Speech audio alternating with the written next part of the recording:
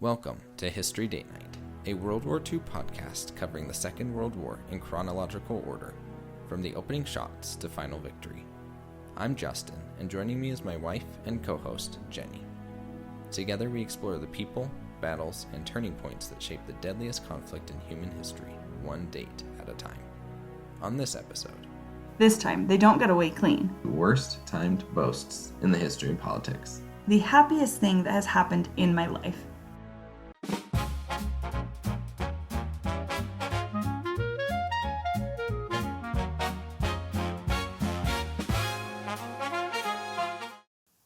Welcome back to History Date Night. I'm Jennie. Last episode, French Prime Minister Reynaud proposed bombing Soviet oil fields and was turned down, for the moment. Auschwitz began being constructed. A memorandum with the first real math behind an atomic bomb landed on a British desk. This episode, March 30th through April 5th, several of those threads move from proposal to action. Reconnaissance planes actually fly over Soviet oil country. The Katyn killings actually begin. And in Berlin, Hitler signs the order that starts the countdown to war in Scandinavia with only days to go. I'm Justin. This episode also has a British Prime Minister making one of the worst timed boasts in the history of politics. A puppet government installed in Nanjing, a Soviet republic created out of the Finnish territory we watched change hands just a few days ago. And Douglas Bader is back in a cockpit. And because this episode brings us to the end of the Phoney War, 7 months from the beginning of the war, we're going to close today with something new. A step back to look at where things actually stand after this first long, strange stretch of fighting. On March 30th, at Habbaniyah Airfield in Iraq, just before sunrise, a modified and camouflaged Lockheed Super Electra takes off carrying pilot Hugh MacPhail and his co-pilot, and 2 RAF photographers. This is part of Operation Pike, the plan that was first proposed in earlier episodes and formally agreed by the Allied Supreme War Council on March 28th. To identify and eventually bomb the Soviet Union's oil infrastructure in the Caucasus. The aircraft flies over the Iranian plateau, comes out over the Caspian Sea near Resht, and after an hour in the air, the Baku Peninsula appears below, a vast oil-rich industrial region, one of the most important petroleum-producing areas on Earth. MacPhail circles the target at 23,000 feet for a full hour, passing over the Soviet oil supply center 6 times, completely unchallenged. No fighters, no anti-aircraft fire. He takes dozens of photographs and returns to base after a 10-hour mission. On April 5th, the same crew flies a second mission, this time towards Batum, the most important Soviet oil port on the Black Sea and the terminal point of the Baku pipeline. This time, they don't get away clean. Anti-aircraft shells burst around them as they finish taking pictures of the port. And MacPhail has to climb hard and escape under cloud cover. The idea behind Operation Pike needs to be explained, because it sounds pretty strange on its face. Neither Britain nor France had decided to go to war with Stalin, but since the Molotov-Ribbentrop Pact, most Allied planners view the USSR as functionally allied with Germany, supplying oil, grain, and raw materials that are keeping the German war economy running. General Gamelin, the Allied Supreme Commander, had written the previous month that dependence on Caucasus oil is the fundamental weakness of the Russian economy, and that interrupting it on a large scale would collapse the entire Soviet military, industrial, and agricultural system, crippling both German and Soviet capacity at the same time with the same bombs. And that looks like, to Allied planners, like an efficient use of force. Nobody has actually yet decided to move forward with this plan to go to war with Stalin, but the reconnaissance flights are happening anyway, just in case. Meanwhile, a secret weapon program continues to take shape. Last episode, we introduced the Frisch-Peierls Memorandum, the paper by 2 refugee physicists at the University of Birmingham showing that a bomb could be built from a small amount of uranium-235, much less than previously speculated. This week, we get more of the actual numbers. Their calculations suggest a sphere of U-235, as little as 5 kilograms, about 11 pounds, could produce an explosion equivalent to thousands of tons of conventional dynamite. Frisch and Peierls also flag, with real moral seriousness, that the radioactive fallout from such a weapon might make it unacceptable to British public opinion even if it could be built. On March 30th, in Nanjing, in Japanese-occupied China, Wang Jingwei's collaborative government is formally installed, becoming what's officially called the Reorganized National Government of the Republic of China. We talked about Wang's negotiations with Japan back in a past episode, when a Chinese diplomat leaked the one-sided treaty and exposed the arrangement as a fraud before it even started. This week, the government forms anyway. Its newspaper doesn't call it a new regime. It insists this is the, quote, restoration of the true Chinese Nationalist Party, end quote. The man who actually built the government's mast, Zhou Fohai, declares at the ceremony that this is, quote, the happiest thing that has happened in my life, end quote, and that the whole enterprise was his idea from the start. Wang himself is reportedly seen in tears. A witness's account suggests he understands, even at his own inauguration, that this vision of equal partnership with Japan already looks hollow. He has almost no independent military support of his own. To demonstrate this, Zhao had to recruit hired muscle for his personal security from 2 former enforcement thugs, which does nothing for Wang's prestige, even as it keeps him alive. Japan recognizes the new government immediately, along with Germany and Italy, but most other countries refuse. On March 31st in Moscow, the Soviet Union establishes the Karelo-Finnish Soviet Socialist Republic, incorporating the Finnish territory ceded in the Moscow Peace Treaty that we covered 2 episodes ago, and its leader is a name we haven't mentioned for a while, Otto Ville Kuusinen, the same Finnish communist exile who headed the fictional People's Government of Finland that Stalin tried to install during the initial invasion, the puppet regime whose army was kept in reserve for a victory parade that never came. Kuusinen didn't get his parade through Helsinki, he gets a consolation prize instead, leadership of a new Soviet republic built from the land Finland was forced to give away. In Finland, many read this as further evidence that Stalin still intends to finish what the Winter War started at the first opportunity that presents itself. On April 3rd through the 5th in the Katyn forest near Smolensk. We told you about the decision back in episode 25. Stalin and the Politburo signed the order on March 5th to execute nearly 22,000 Polish officers, civil servants, and intellectuals held since the Soviet invasion of eastern Poland. This week, the killing actually begins. Secret police remove groups of Polish officers from the Kozelsk prisoner of war camp and shoot them dead in the forest. Contemporary reports of the time describe that this is the, quote, the first of a series of killings, end quote. Over the following weeks, roughly 22,000 people will be murdered at Katyn and other NKVD execution sites. We've discussed this atrocity back in episode 25 when the order was signed, but this week is when the order becomes bodies in the ground. On April 1st in Berlin, Hitler fixes the date for Operation Weserübung, the invasion of Denmark and Norway, for April 9th. 2 divisions are allocated for Denmark and 6 for Norway, with the bulk of the German Navy committed to supporting the operation and coordinated Luftwaffe air support planned alongside it. The following day, April 2nd, Hitler formally signs the directive. Foreign Minister Ribbentrop is briefed on the invasion for the first time, not to help plan it, but so his ministry can begin developing public justifications for it.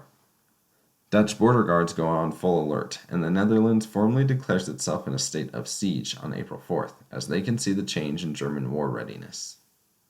On the Allied side, the response is a strange mixture of urgency and hesitation. Vice Admiral Max Horton, in charge of British submarines, begins dispatching vessels, 9 British, 2 French, 1 Polish, to patrol waters near Norway and Denmark in anticipation of exactly the invasion that's coming. The submarine Orzel, the Polish boat whose extraordinary 1939 escape from Estonia that we talked about in early episodes, departs Rosyth in Scotland on April 3rd to patrol the coast off Kristiansand, Norway. British newspapers report troop concentrations in German ports. Sweden receives vague reports of the same. Everyone can see that something is coming. Nobody is entirely sure when or where it will land first. Meanwhile, in London on April 3rd, Chamberlain reshuffles his war ministry. Winston Churchill becomes chairman of the Military Coordinating Committee. This is a real increase in responsibility, though notably not the position of Minister for the Coordination of Defense, which is the more prestigious title. This title is actually abolished and its duties are dispersed elsewhere. Berlin's propaganda apparatus mockingly announces that Churchill has been promoted from warmonger to grand warmonger. Churchill, in the meantime, is finally getting his way on something that he first proposed near the start of the war: mining Norwegian territorial waters. Chamberlain, who rejected the idea repeatedly, has now changed his mind, worn down, as one account puts it, by hawks in his own cabinet and by French pressure to open a front away from French soil. There's real friction underneath the surface here, too. Reynaud's own French ministers get cold feet about a parallel plan to mine the Rhine River, fearing German retaliation against French cities, and refuse to ratify it. Britain threatens to abandon the Norwegian mining plan in response. Churchill flies to Paris on April 4th to try to salvage French cooperation and fails to get agreement on the Rhine.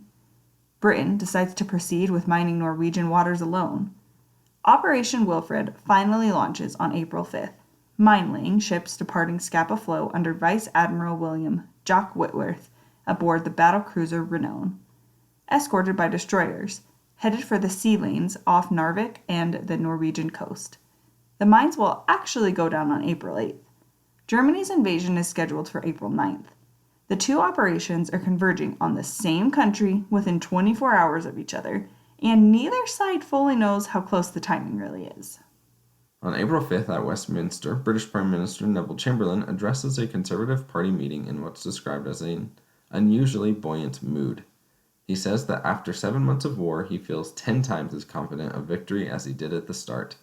He reminds his audience that Germany had spent years turning itself into an armed camp before the war, while Britain postponed rapid rearmament in hopes of preserving peace, and that it would have been natural for Germany to try to overwhelm Britain and France quickly, before their deficiencies could be corrected. Then he asks, "Is it not extraordinary that no such attempt was made?" And he delivers the line that history remembers him for above almost anything else he has ever said. Quote, "One thing is certain, he has missed the bus." End quote. Chamberlain was talking about Hitler there, saying that he has missed the opportunity to conquer Western Europe. 4 days later, Germany invades Norway and Denmark. 1 month after that, the Western Front erupts and France begins to fall in 6 weeks. Chamberlain's line becomes one of the most infamously ill-timed boasts in modern political history, delivered in complete sincerity by a man who genuinely believed what he was saying 4 days before the evidence started that he could not have been more wrong. Nobody in that audience on April 5th had any way of knowing what April 9th would bring. A few grace notes from the week. On April 1st, the BBC broadcasts what listeners initially believe is a genuine speech by Adolf Hitler, claiming Germany has a historic claim on America because German science supposedly helped Columbus discover it. On the same day, the 1940 United States Census begins, and Douglas Bader, who is the legless RAF pilot that we first mentioned back in episode 13, is confirmed to be flying fighter patrols over Channel convoys, as aggressive and skilled as he's ever been. On April 3rd, Chinese nationalist troops secure the Wuyuan region in Suyuan province after a hard-fought campaign. And on April 5th, at Aintree Racecourse near Liverpool, a horse named Bogscar wins the Grand National, the last running of Britain's most famous steeplechase before the war forces its cancellation for the next 6 years. Life keeps trying to continue on its ordinary rhythms right until it can't anymore. This episode brings us to a natural point of pause. It's been just over 7 months since Germany invaded Poland on September 1st. Close enough to the half-year mark that we want to make a habit of stopping here, and again every 6 months going forward, to look at where things actually stand, rather than just moving to the next week's news. So, where do things stand? Poland, the country whose invasion started this whole story, no longer exists as an independent state. It's been carved in two, with Germany and the Soviet Union each administering their share through a mixture of terror, deportation, and increasingly systemic mass murder. The Katyn killings we just described this episode are one thread of that, but not the whole of it. Poland's government continues in exile, its soldiers continue fighting in French and British uniforms, and its people continue organizing resistance in the shadows. The country is gone, and yet it continues fighting. Finland fought the Soviet Union to a standstill that nobody predicted, and then had to sign away 11% of its territory anyway, because holding out longer wasn't actually possible against the sheer size of what it was facing. The Winter War's real casualty, beyond the tens of thousands of dead on both sides, might be Soviet military credibility. And we've discussed that the Soviets themselves know it. The reorganization already underway inside the Red Army, the reduction of the political commissar's authority as commanders regained greater operational control, the reintroduction of real military rank. All of that is happening because Finland exposed Soviet capability that everyone, including Hitler, has now seen and is factoring into their own planning. The war in the West has been, by any definition, phony. And we've spent a lot of episodes explaining exactly why that word both fits and doesn't. Two enormous armies have sat facing each other since September without a serious exchange of fire on the ground, but calling it phony was always a bit of a misnomer. Once you look past the Franco-German border, the war at sea has been brutal and constant since day one. The machinery of occupation in Poland has never once paused, and as of this week, the phony part of the war is also visibly ending. German troops are steaming towards Norway, British mines are going into Norwegian waters, and everyone with access to intelligence knows something large is about to happen. As we are about to jump into the action, let's take a look at the forces arrayed against each other. The German army is homogeneous. Armored units, motorized units, infantry units, commanded through a single clear chain running from Hitler and his high command down through the general staff. The French army, by contrast, is a patchwork. Good conscript divisions mixed with genuinely poor reservist units. Its tank and mechanized forces often dispersed among infantry formations, rather than concentrated the way Rundstedt's Panzer Group is concentrated for the invasion that we know is coming. There is, as one historian bluntly puts it, no wall of armor on the French side. Nothing like the concentrated spearhead Germany is building for its western offensive. Command itself is fragmented too. British General Gort answers politically to London, but operationally to a French chain of command split between multiple headquarters in different parts of northern France, with no single unified authority tying it all together. And there's also a psychological dimension that might matter as much as any of the equipment numbers. French soldiers, from the Germans down to the privates, largely believe that if the Germans do attack, it will become exactly what the last war became, a long, grinding war of attrition in the trenches. And nobody has the appetite for that a second time on the same soil. The Germans, meanwhile, have just watched their own new tactics succeed spectacularly in Poland. And while there are skeptics, many in the German command believe the same approach. Concentrated armor, air support, and speed can work just as well in the West. One side is dreading a repeat of 1914 to 1918, while the other side has already stopped thinking about the last war and only about the next war. That gap in expectation, as much as any tank specification, is going to have a tremendous impact in the weeks ahead. And quietly, underneath all of the visible military maneuvering, two other stories have been running in the background since almost the start of this podcast, and neither one is really about 1940 at all. The Uranium Committee we introduced back in episode 8, with its $6,000 budget, has become, this week, a serious scientific memorandum with real numbers behind it. 5 kilograms of uranium can create an explosion worth thousands of tons of dynamite. And German rocket engines are being tested and advancing on the Baltic coast. Neither program will matter to the outcome of what's about to happen in Scandinavia or France, but both will make an extreme impact on the post-war world. So, half a year in, roughly, Poland is erased but not extinguished. Finland is bruised but independent. The Phoney War is coming to an end real time as we speak. Two armies are about to meet in the West with fundamentally different structures, different doctrines, and different beliefs about what kind of war they're even about to fight. And two slow-burning scientific programs are racing forward, and that's where we stand in the beginning of April 1940. We'll do this kind of recap about every 6 months going forward, but I gotta be honest, I lost count of the months from September, so here we are doing it at 7 months from the beginning of the war. The next one will likely be in about 5 months of the war, so we can get back on track to every 6 months after that. Make sure to follow History Date Night on social media for daily posts about World War II, and on YouTube, where you can see shorts and video versions of this podcast. Next episode, the countdown to Weserübung reaches its final days, and the Phoney War ends for good. Well, Thanks for joining us for episode 29 of History Date Night. We'll see you next time. See you then.